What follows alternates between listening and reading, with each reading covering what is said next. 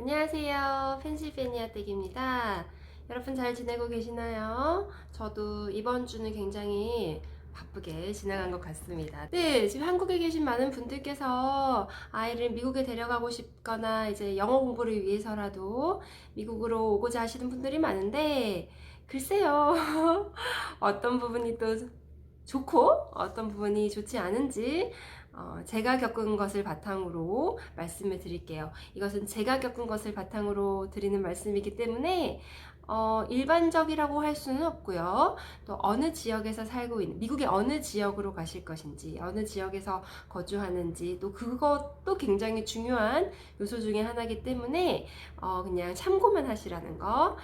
먼저 좋은 점부터 말씀을 드려야죠. 아이 키우기 좋은 점. 먼저 첫 번째, 자연 환경들이 굉장히 좋아요. 예를 들어서 공기가 너무 좋아요. 한국에서는 지금 미세먼지 때문에 난리 났죠. 여기는 정말 한국에서 볼 수 없었던 그 선명함, 그러니까 굉장히 드물게 볼 수 있었던 그 시야가 깨끗해지는 그 상황 있죠. 그 선명한 날들이 연속인데 굉장히 공기 깨끗하고요. 그래서 비염 같은 거 있으면 콧물 줄줄줄 나고 그랬는데 저도 좀 나았고요. 또 그렇게 생각하니까 감기가 또 계속 걸려있긴 하지만 어쨌든 공기가 굉장히 좋고 자연 환경이 좋다. 더불어 공원이 많아서 아이들이 바깥 활동하기가 굉장히 좋다. 두 번째, 확실히 또 영어죠, 영어. 영어를 쉽게 습득할 수가 있다, 자연스럽게. 저희 딸 같은 경우에는 지금 영어로 굉장히 많이 알아듣고요. 그리고 말도 문장으로 말을 하는 편이고, 아들은 한국어도 잘 못, 완전 아기 때 왔잖아요. 그래서 한국어 잘 못하고 영어도 잘 못하는데, 뭐랄까, 약간 바이링구얼의 느낌이 이제 나려고 하는 것 같아요. 얘가 이제, 바이링구얼로 크겠구나, 이런 느낌이 드는 게, 영어로 문장을 해도 좀 알아듣고, 한국말을 해도 알아듣고, 좀 이런 부분이 있거든요. 더디지만. 그래서 좀 자연스럽게 영어를 습득하기에는 굉장히 미국이 당연히 좋겠다라는 말씀을 드리고요. 세 번째는, 비교를 하지 않아요. 우리나라 같은 경우에는 어쩔 수 없이 얘가 너보다 좀 잘한다, 말이 조금 빠르다, 이런 것만으로도 얘 정말 똑똑하고 우리 애는 좀 떨어진다라는 생각을 하게 되잖아요. 그런데 여기는 아이들끼리의 비교를 절대 하지 않아요. 그 아이들 하나하나의 개개인의 그 발달을 굉장히 중요하게 생각을 하고요. 제가 그것을 알았던 게 한국에서는 한 20개월 되면은 이제 기저귀 떼야 돼, 다 기저귀 떼, 이렇게 얘기하잖아요.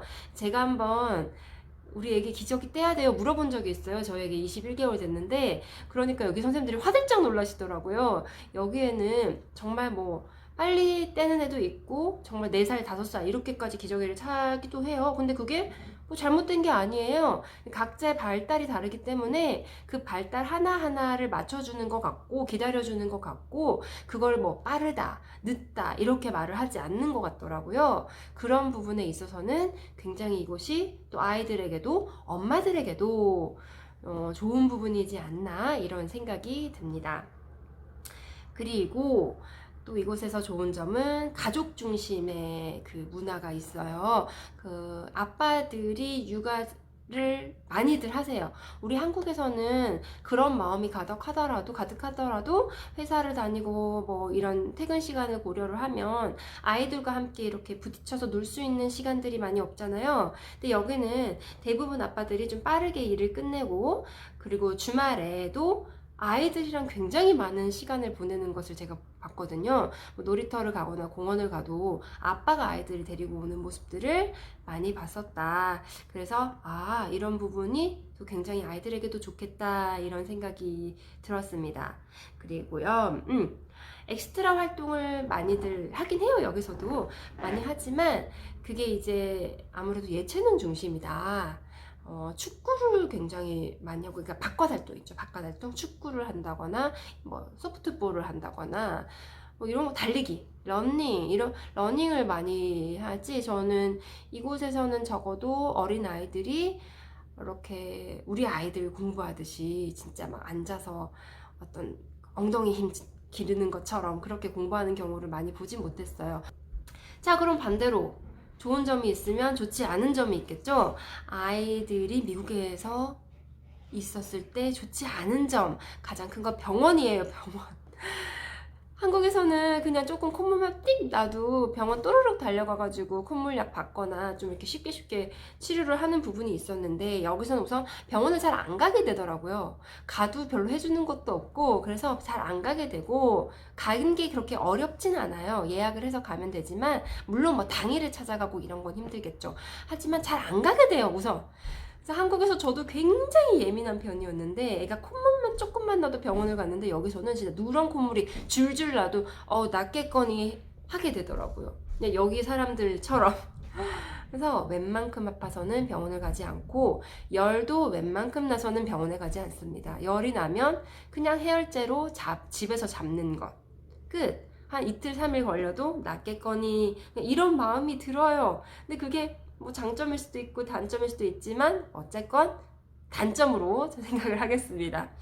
두 번째는요, 보육료가 비싸요. 우리나라 어린이집 정말 잘 되어 있잖아요. 그리고 정부에서 지원을 해주기 때문에 사실 무료로 다니고 있잖아요. 특별 활동비를 제외하면. 근데 여기는 데이케어 비용이 너무 비쌉니다. 제가 예전에 한번 말씀드렸죠. 한 아이당 1,000불 이상을 내야 돼요. 그래서 데이케어를 보내지 않는 집도 많고요. 제 생각에는 아이들의 영어를 위해서는 저희 아이들은 너무 일찍 오게 된 케이스고요. 좀 이렇게 말을 하면서 데이케어가 아닌, 그러니까 킨더가든, 킨더부터 엘레멘트리 그 정도까지 아이들은 사실 교육비를 내지 않기 때문에 좀 그런 부분에서도 유용하고, 또 영어도 한참 이렇게 늘 수 있는 그런 시기인 것 같아요. 그래서 혹시 아이들 교육을 위해서 오신다면 이제 킨더부터 한 6살, 그때부터 초등학생, 그때까지를 고려해서 오시는 것이 좋을 것 같습니다. 그리고 여기서 좋지 않은 점, 저는 마음에 들지 않는 게 점심 급식인데요. 어린이집에서 뭘 제대로 안 줘요. 그러니까 우리나라에 너무 익숙해져 버렸나 봐요. 이렇게 영양소 쫙 갖춰져가지고 식판에 딱 정말 맛있게 밥이 나오는 게 아니라, 여긴 굉장히 간단하게 스낵 혹은 뭐 파스타, 이게 굉장히 양도 작고 뭔가 간단한 음식들을 주기 때문에 그런 부분에 있어서 엄마의 마음으로 조금은 그거는 아닌 것 같아요. 그래서 집에서 굉장히 잘 먹이고는 있는데, 아무래도 데이케어에서 급식 같은 것이 조금 뭐랄까, 충분하지 않다. 그리고 좀 섬세한 케어도 하지 않습니다. 이 나라 사람들의 특징인지 아니면 이 도시의 특징인지 이 데이케어의 특징인지는 잘 모르겠지만, 굉장히 좋은 곳이고 비싼 학비에도 불구하고 선생님들이 이렇게 섬세한 케어를 해주진 않아요. 뭐 기저귀를 자주 갈아준다든가, 코가 막 흐르면 이렇게 그래도 좀 닦아준다든가. 근데 코는 절대로 안 닦아준다고는 제가 듣긴 했는데, 좀 그런 부분들이 부족하게 느껴져요. 그래서 저희 아이 같은 경우는 스스로 코 닦는 법을 배워서 항상 이렇게 코가 이렇게 닦여져 있더라고요. 그래서 선생님들이 약간 그런 부분에서는 섬세하지 못한 게 아닌가 아쉬운 부분이 있습니다. 한국 어린이집 진짜 최고예요. 한국 어린이집이 최고입니다. 최고. 자, 그리고 이곳에서는 실내에서 놀 수 있는 장소가 조금 부족합니다.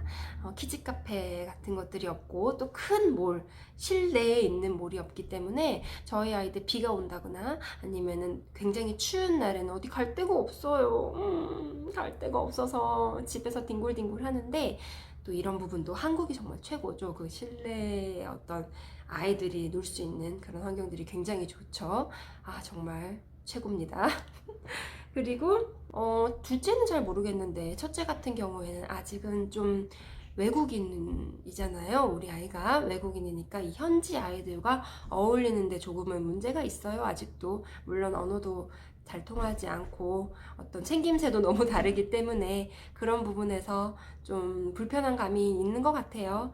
어쩔 수 없죠. 뭐 불편한지 뭐 어떠겠어요. 자존감이 조금씩 떨어지는 것 같아요. 예전에는 제일 잘하고 제일 예쁜 아이가 자기였는데, 이제는 아니야, 나보다 뭐 걔가 더 예뻐, 이런 식으로 얘기를 하는 거예요. 그래서 제가 그 부분이 굉장히 마음이 아파요. 좀 크면은 괜찮아지겠죠? 그리고 마지막으로 아쉬운 거는, 뭐랄까, 저는 이렇게 화장품 같은 것도 성분을 굉장히 따지는데, 많은 엄마들 그러시죠? 여기는 뭐 성분이 굉장히 좋은 로션이라든가, 성분이 좋다는 게 이제 깔끔한, 그러니까 뭐가 많이 들어가지 않은 그런 로션이나 아이들 제품을 찾기가 힘들고, 뭘 찾아보면 있지만 쉽게 구하기 힘들고요. 저는 한국에서 이렇게 좀 질 좋은 온라인 쇼핑몰을 많이 찾았는데 여기는 그게 없어요. 그 예쁜 옷을 찾기도 힘들고 이렇게 정말 가성비 좋은 옷을 찾기도 힘들고 그래서 저는 옷 입히는 게 좀 힘들더라고요.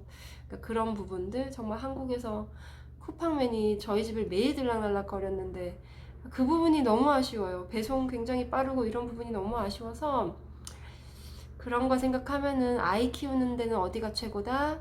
한국이 최고다. 정말 아이 키우는 것은 여러분 한국이 최고다 라는 말씀을 드리고 싶고요.